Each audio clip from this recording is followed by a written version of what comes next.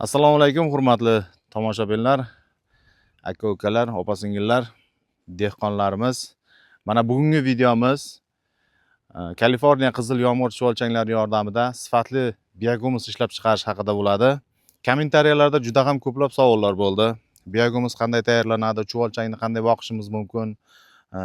Yonda uy sharoitida boqsak hidi chiqmaydimi degan juda ham ko'p savollar bo'ldi. Mana shu savollarga barchasini to'plab javob berishga harakat qilamiz. Videomiz yoqsa bir dona like bosib, obuna bo'lishni esdan chiqarmang. Doimiy ravishda qishloq xo'jaligiga oid qiziqarli ma'lumotlar chiqarib borishga harakat qilamiz. Bugungi mavzumiz esa sifatli biohumus ishlab chiqarish haqida bo'ladi. Sifatli biohumus ishlab chiqarish uchun birinchi navbatda chuvalchanglarga yaxshi ozuqa tayyorlashimiz kerak bo'ladi. Buning uchun biz qoramol go'nglarini tanlashda adashmasligimiz kerak. Yaxshilab tayyorlashimiz uchun demak, go'nglar qanday holatda bo'ladi? Quruq holatda bo'ladi и shilta, shatraq holatda go'nglar bo'ladi. Ya'ni bo'rdoq ho'kizlarda go'nglaridagi shatraq go'nglar chuvalchanglar uchun ancha zararli hisoblanadiki, qachonki bu go'nglarni shunday nam holatda, shatraq holatda chuvalchanglarga tashlasangiz, bu chuvalchanglar uchun juda ham xavfli hisoblanadi. Shuning uchun shatraq go'nglarni birinchi navbatda yaxshilab yozgi kunlarda quritib olamiz. 20-30 sm qalinlikda yoyib, yaxshilab quritib olganimizdan keyin go'nglarni uyib, ustidan suv sepib qo'ysak, bu go'nglarda chirish prosessi tezlashadi.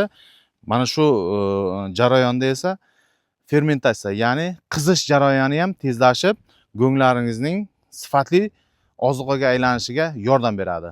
Go'nglarni albatta chuvalchanglarga berishdan oldin ularni qizdirib, ya'ni fermentatsiya jarayonidan o'tkazib, keyin chuvalchanglarga berishni tavsiya qilamiz. Ko'plar qiladigan xatolardan bittasi yangi sveji go'nglarni ham chuvalchanglarga tashlaydi va undan sifatsiz biohumus chiqadi. Unaqa go'nglarni hech qanday chuvalchanglar yemaydi, iste'mol qilmaydi uni. Chuvalchanglar bu yerda gazlanib, o'lish xavflari ham tug'ilishi mumkin. Shuning uchun doimiy ravishda 2 oy, 3 oy davomida yaxshilab chiritilgan, yuvilgan, mana shunday chiroyli, sifatli ozuqalarni tashlab chuvalchanglaringizga beradigan bo'lsangiz, sizda yaxshigina biohumus hosil bo'lishi mumkin. Go'nglaringiz sifatli ozuqaga aylanadi. Bu yerda fermentatsiya jarayoni, qizish jarayoni davom etib, go'nglarning ichidagi har xil begona o'tlarning urug'lari ham o'lib ketadi. Go'nglarimizni olib kelib qo'yganimizdan keyin bir joyga to'plab uyamiz. 1,5 metrgacha qalinlikda, 50 sm dan 1,5 metr balandlikgacha uyib, yaxshilab uni suv quyib, ustidan klyonka bilan yopib qo'yamiz. Bu yerda fermentatsiya, ya'ni qizish jarayoni prosessi davom etadi. O'sha vaqtda uni ichidagi barcha begona o'tlarning urug'lari o'lib ketadi. Ana bu yerga uyib qo'ygan go'ngingizda 10 kundan keyin bu tomonga o'tkazib ag'darasiz va yana suv sepib, namlab, ustiga klyonkani yopib qo'yasiz. 2 marta mana shunday ag'darib, fermentatsiya jarayonidan, qizdirish jarayonidan o'tkazib olganingizdan keyin chuvalchanglar uchun eng zo'r ozuqa tayyor bo'linadi, do'stlar. Keyingi navbatda chuvalchanglarga joy tayyorlashda, ya'ni bioreaktorlarni tayyorlashda hech ham adashmang. Birinchi navbatda mana shunday chiroyli qilib shlaka bloklar bilan, g'ishtlar bilan to'sib qo'yadigan bo'lsangiz, ajoyib chiroyli tartibda yaxshi bo'lib turadi. Shuning uchun mana shunday bioreaktorlarimizning enini 3 metr qilasiz. Uzunligini 10 metrgacha qilaverishingiz mumkin bemalol. 100 metr, 10 metr qancha qilsangiz ham enini 3 metrdan oshmasligi kerak. Nega deganda, mana bunday o'rtaga fontanchiklar qo'yilganda suvlar ikki tomonga ham bir xil borish kerak. Suv doim hamma joyga bir xil tegib turish kerak. Chunki chuvalchanglar nam holatda, nam bo'lgan taqdirdagina yaxshi ishlaydi chuvalchanglarimiz. Shuning uchun bioreaktor tayyorlashda manakay enini 3 metr qilasiz, uzunligini 100 metr qilasizmi, 50 metr qilasizmi, sizga bog'liq. Go'nglarni birinchi marta solishda 20 santimetrgacha go'nglarni tashlab chiqasiz. Keyin bu joyga qo'ygandan keyin ham fontanchiklarda mana shunday sug'orish sistemasini o'rnatib olib, ustidan yana suv quyasiz. Bu yerda go'nglar yaxshi nam holatga keladi. Nam holatga kelgandan keyin chuvalchanglarni joylashtirishimiz kerak bo'ladi. Buning uchun biz doimiy ravishda Kaliforniya qizil yomg'ir chuvalchanglaridan foydalanamiz. O'zbekistondagi barcha chuvalchanglar hammasi bir xil. Kaliforniya qizil yomg'ir chuvalchanglari, hech ham adashmang. Bittasi aytadi, bu jaydari deydi, mahalliy chuvalchang deydi, bittasi deydi meniki chesti Kaliforniya chuvalchang deydi. O'zbekistondagi barcha chuvalchanglar hammasi bir xil Kaliforniya qizil yomg'ir chuvalchanglari.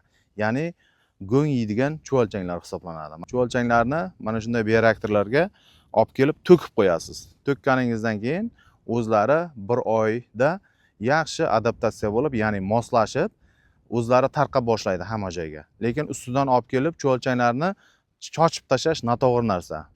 Negaki, chuvalchanglarni hammasini o'zini oziqasi bilan keladi, bir joyga to'kib qo'ysangiz, chuvalchanglar to atrofdagi go'nglarga moslashguncha, adaptatsiya bo'lguncha mana shu yerda o'zini nimasini o'zlari moslashib olguncha bir joyda turgani yaxshi. O'sha vaqtda o'zining masalan orada 10 kun o'tishi mumkin yoki 15 kun o'tishi mumkin, o'zining oziqasi bilan oziqlanib turadi. Ana endi birinchi navbatda go'ng oziqa tayyorlashga e'tibor beradigan bo'lsak, chuvalchanglarni solganimizdan keyin bu yerda endi namligiga e'tibor berishimiz kerak bo'ladi. Namlikni o'rta holatda saqlash kerak bo'ladi. Masalan, chuvalchanglar yashab turgan joydan bir siqim go'ngni olasiz, oziqani olasizda qo'lingiz bilan siqasiz. Qo'lingizning orasidan, mana bu barmoqlar orasidan suv tushadigan bo'lsa, bu degani namlik juda ko'p degani.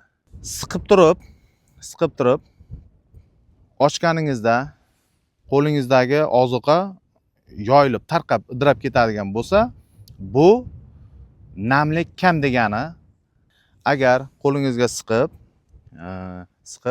hech qanday suv chiqmasa, barmoqlaringizning orasidan hech qanday suv chiqmasa, shunday olib qo'yganingizda birikib tursa, bu yerda namlik o'rta miyonda namligi yaxshi turgan hisoblanadi. Suvni ko'p ham quymaslik kerak, kam ham quymaslik kerak. Mana shunday bizda o'lchash nimasi bor. E'tibor berish kerak bo'lgan taraflari mana shu. Namlik juda ham ko'payib ketadigan bo'lsa, chuvalchanglarning bu yerda harakatlanishi juda sustlashadi. Qancha ko'p suv quyursangiz, oziqa shunchalik nima bu boraveradi, zichlashib boraveradi. Zichlashgandan keyin chuvalchanglarning harakatlanishi juda ham sustlashib qoladi. Bu yerda chuvalchanglar o'pkasi bo'lmaydi, chuvalchanglar o'zining tanasidan nafas oladi. Shuning uchun namlikka juda ham katta e'tibor berish kerak. Agar qurib ketadigan bo'lsa, namlik yaxshi qolmaydigan bo'lsa, chuvalchanglar aytganimizdek terisidan nafas oladi. Ya'ni nam bo'lgan joyda ular yaxshi harakatlanib, faol harakatlanadi. Agar quruq qoladigan bo'lsa, chuvalchanglar ham qurib nobud bo'lishi mumkin. Mana shuning uchun namlikka juda ham katta e'tibor berish kerak bo'ladi. Keyingi navbatda haroratga. Bu yerda Kaliforniya qizil yomg'ir chuvalchanglari 15 gradus issiqlikdan 30 gradus issiqlikgacha Kaliforniya qizil yomg'ir chuvalchanglari yaxshi sharoitda yashaydi va yaxshi sifatli biohumus ishlab chiqarishga sababchi bo'ladi. Agar juda ham issiq bo'lib ketadigan bo'lsa, quyosh kunlari to'g'ridan-to'g'ri oziqani ustiga tushadigan bo'lsa, go'nglarimizni qizdirib, bu yerda chuvalchanglarimiz nobud bo'lishi mumkin. Shuning uchun biz ko'proq bizda qishlar uncha yaxshi sovuq bo'lmaydi. Ko'p bo'lsa 5 gradusgacha sovuq bo'ladi. Bu 20 gradus sovuqqacha yashay oladi. Shuning uchun biz qishda ustini yopmaymiz. Qishda mana yoz oylarida ustini somon bilan yoki poxol bilan yoki bo'lmasa zebrlarda o'sadigan lo'q qamishlar bilan chuvalchanglarni ustini, bioreaktorlarni yopamiz. Bu yerda somon, lo'q, poxollar yozda chuvalchanglar uchun konditsioner vazifasini bajaradi. Namlikni o'rta miyonada saqlab turadi, suv rasxodingizni kamaytiradi va chuvalchanglarni ishlashi uchun somon, poxol, mana shunday qamishlar juda ham kerakli. Ana endi namlik haqida, yorug'lik, quyosh nuri to'g'ridan to'g'ri tushmasligi haqida to'liq ma'lumotlarga ega bo'ldilaringiz aziz do'stlar. Ana endi bu yerda qanday qilib keyinchalik davom ettirish mumkin oziqa berishlarda. Har oy yoki har 15 kunda 5 santimetrdan 10 santimetrgacha qalinlikda go'ng berib boraverasiz. Undan ko'p qalinlikda go'ng beradigan bo'lsangiz, chuvalchanglaringiz biohumuslarni sifatsiz ishlab tashlashi mumkin. Shuning uchun bu yerda e'tibor berishimiz kerak bo'lgan narsa 5 santimetr, 10 santimetrdan yuqori oziqa bermaysiz. Mana bu hozir tashlagan yangi olib kelib tashlagan go'nglaringizni masalan chuvalchang soldingiz, u 2 oy davomida yeb bo'ladi va 2 oy, 3 oy davomida juda ham ko'payib ketadi chuvalchanglaringiz. Ko'payib ketadi. Ana endi har 15 kunda keyin ustidan 5 santimetr yoki bo'lmasa 15 santimetr, 5 santimetr, 10 santimetr qalinlikda go'ng berib borasiz. Bu yerda chuvalchanglaringiz hech qanday go'nglarni qoldirmasdan, chala qilmasdan yaxshilab yeydi. Men ayrim joylarda ko'rganman, bir ikki joyda ko'rganimda yerni qozib, masalan 1 metrgacha 80 santimetr yoki 60 santimetrgacha qozib, ichini go'ngdan to'ldirib tashlaydi-da, ichini go'ngdan to'ldirib tashab, chuvalchanglarni keyin qo'yib yoradi ustidan. U mutlaqo xato narsa. Chuvalchanglar ko'p bo'lsa 20-30 santimetr pastlikda yashaydi. Undan qolgan pastdagi nimalarga, oziqa go'nglarga borib yemaydi uni. Faqat go'ngning yuza qismida, ya'ni 20 santimetr, 30 santimetr qismigacha chuvalchanglar yashay oladi, moslasha oladi, undan pastiga bormaydi. Demak, bu yerda nima bo'ladi keyin? 60 santimetr balandlikda nima chuvalchanglarda, go'nglarda 60 santimetr balandlikda qildingizmi? Demak, uni 30 santimetrini yeydi. 30 santimetr shunchaki chirindi bo'lib qolaveradi. Chirindi bo'lib qoladi. Bu yerda keyin sifatsiz biohumus bo'lib qolishi mumkin. Ana shuning uchun ko'p dehqonlarimiz kuyib qolyapti. Quruq chirindiga yoki bo'lmasa chala yedirilgan go'nglarga, biohumuslarga ishonib, hamma biohumusni bir xil deb ishonib, dehqonlarimizning urug'lari kuyib qolishida juda ham ko'p xatoliklar kelib chiqyapti mana shunday chala biohumuslarda ko'chat urug'larini undirib olayotganda. Shuning uchun biz mana shu video hammaga foydali bo'lishi uchun yangi boshlaganlarga juda ham foydali hisoblanadi. Mana shuning uchun ko'ring, o'rganing, o'qing, qanday qilib tayyorlash kerak, uni chala-chulpa qilib tashamang. Bu yerda dehqon ancha pulga urug' oladi, qancha mehnat qiladi va bu mehnatini 30 kun, 40 kun davomida kutganda sizni biohumusingizdan uni dehqonning urug'lari ko'karmasa, demak nima bo'ladi?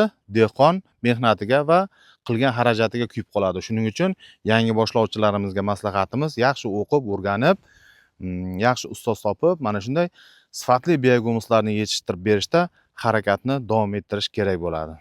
Demak, go'nglarni mana bizlarda hozirgacha 60 santimetrgacha go'nglarni ko'tarib kelamiz. Buni 1 metrgacha ham ko'tarib borish mumkin.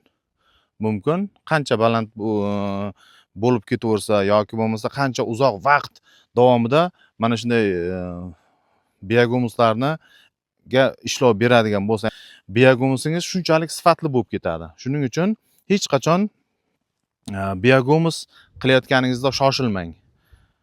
Eng kami bizda 7-8 oy davomigacha bo'lgan biohumuslarimiz bo'lgandan keyin sotuvga chiqaramiz. Mana hozirgi vaqtda 1 yilgacha bo'lgan biohumuslarimizni endi 1 yil davomida ishlov berilgan biohumuslarimizni endi sotib kelyapmiz.